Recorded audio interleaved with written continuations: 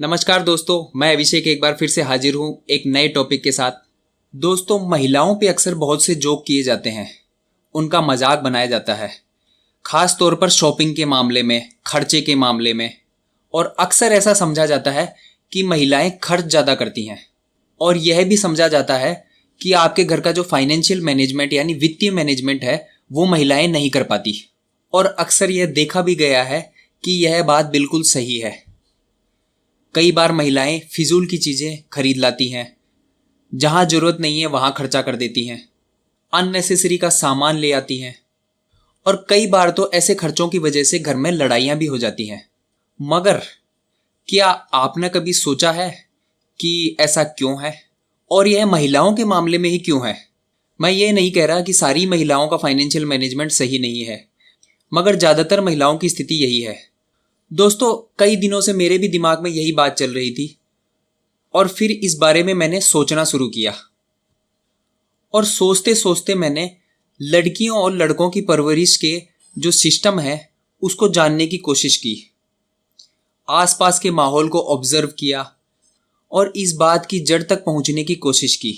और मैंने देखा कि शादी से पहले की जो लाइफ है लड़की की, और जो शादी के बाद की लाइफ है, उसमें ज़मीन आसमान का फ़र्क है। शादी से पहले लड़की को किसी भी चीज़ की आवश्यकता हो, उसका कोई भी काम हो, या तो भाई कर देता है, या उसके पिताजी कर देते हैं, या उसकी माता कर देती है। उसको कोई सामान खरीद के लाना है तो वो भी घर पर ही ला दिया जाता है, और इस तरह से उसको बाहर का अनुभव बिल्कुल भी नहीं मिल पाता।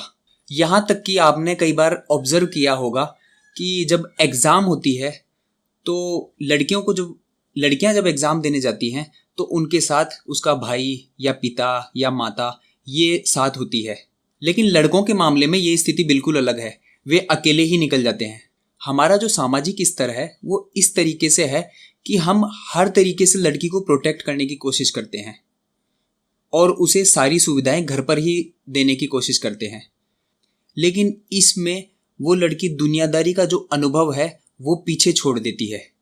उसको इस तरह का अनुभव मिल ही नहीं पाता कि उसको कहाँ किस तरह से खर्च करना चाहिए, कौन सा सामान जरूरी है, कैसे आपको अपने पैसे बचाने हैं। और फिर एक दिन बजता है बैंड बाजा। जो लड़की आज तक एक झाड़ू भी घर में नहीं लेके आई, उस पर एक पूरे परिवार की जिम्मेदारी आ जाती है। उनकी जो सासू माँ है वो भी उम्मीद करने लगती है कि ये सारे घर को अच्छी तरह से संभालेगी। अब भला ऐसा कभी हुआ है कि व्यक्ति हवाई जहाज में बैठा ही ना हो और उसको हवाई जहाज चलाने का अनुभव हो जाए, और अगर उड़ाएगा तो गलती तो करेगा। घर को मैनेज करना दोस्तों कोई आसान बात नहीं है। घर की छोटी छोटी जरूरतों का ध्यान रखना पड़ता है, और इन चीजों को सीखने में समय लगता है। आपको उस लड़की को सीखने का मौका देना चाहिए, आपको उनको सीखने का एक मौका देना चाहिए। हम अक्सर घर परिवार में यही गलती करते रहते हैं दोस्तों। शादी से पहले लड़कियों को बिल्कुल भी जिम्मेदारी उठाने नहीं देते, और शादी होते ही यह उम्मीद करने लगते हैं कि वह एक दिन में बड़ी हो जाएगी और पूरे घर को अच्छे से संभाल लेगी, और फिर गलतियां होंगी तो दोष तो दिया जाएगा।